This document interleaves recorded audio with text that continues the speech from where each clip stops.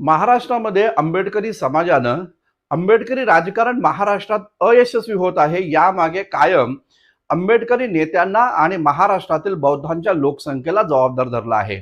त्यांचं म्हणणं असं आहे की महाराष्ट्रात बौद्धांची लोकसंख्या ही केवळ 7% आहे आणि या 7% लोकसंख्येच्या बळावर महाराष्ट्रात आंबेडकरी राजकारण यशस्वी होऊ शकत नाही आणि ते स्वबळावर उभं देखील राहू शकत नाही।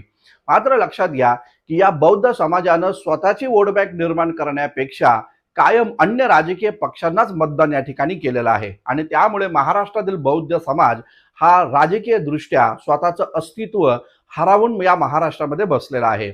लक्षात घ्या, बौद्धांनी जर स्वतःचा राजकीय पक्ष निवडला असता, स्वतःचा एक नेता निवडला असता, एक झेंडा निवडला असता, तर कदाचित या 7% लोकसंख्येच्या बळावर आंबेडकरी राजकारण या महाराष्ट्रामध्ये यशस्वी झालं असतं आणि त्यानंतर महाराष्ट्रामध्ये जाती तोडो समाज जोडो या आंदोलनाच्या माध्यमातून महाराष्ट्रातील अन्य मागासलेल्या जातींना देखील हा महाराष्ट्रातील आंबेडकरी चळवळीनं स्वतःकडे आकर्षित करून त्यांच्या हातद्वारे राजकीय सत्ता ही या ठिकाणी हस्तगत केली असती।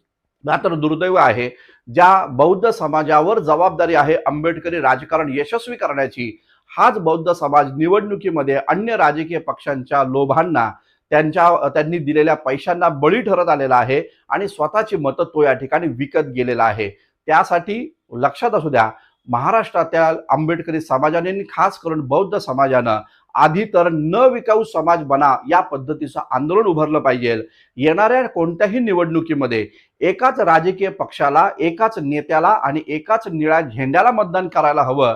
जर अशा पद्धतीनं राजकारण महाराष्ट्रातील बौद्ध समाजानं केलं तर आणि तरच महाराष्ट्रात आंबेडकरी राजकारण स्वतःच्या पायावर उभं राहू शकतं आणि ते यशस्वी देखील या ठिकाणी होऊ शकतं। परंतु त्याच्यासाठी पहिली अट आहे ती म्हणजे आंबेडकरी समाजाचं स्वाभिमानी आंदोलन उभं राहणं गरजेचं आहे। आंबेडकरी समाज हा निवडणुकीमध्ये विकला गेला नाही पाहिजे, म्हणजेच त्यानं या ठिकाणी न विकाऊ समाज स्वतःला जर बनवलं आणि राजकीय राजकारणामध्ये प्रत्येक निवडणुकीमध्ये एकाच राजकीय पक्षाला, आंबेडकरी चळवळीच्या राजकीय पक्षाला असा राजकीय पक्ष, असा राजकीय नेता जो बाबासाहेब आंबेडकरांचं शासनकर्ती जमात बनण्याच्या दृष्टिकोनातून काम करत आहे, याच राजकीय पक्षाला जर मतदान केलं तर महाराष्ट्रात देखील आंबेडकरी चळवळ यशस्वी होऊ शकते, आंबेडकरी राजकारण यशस्वी होऊ शकतं।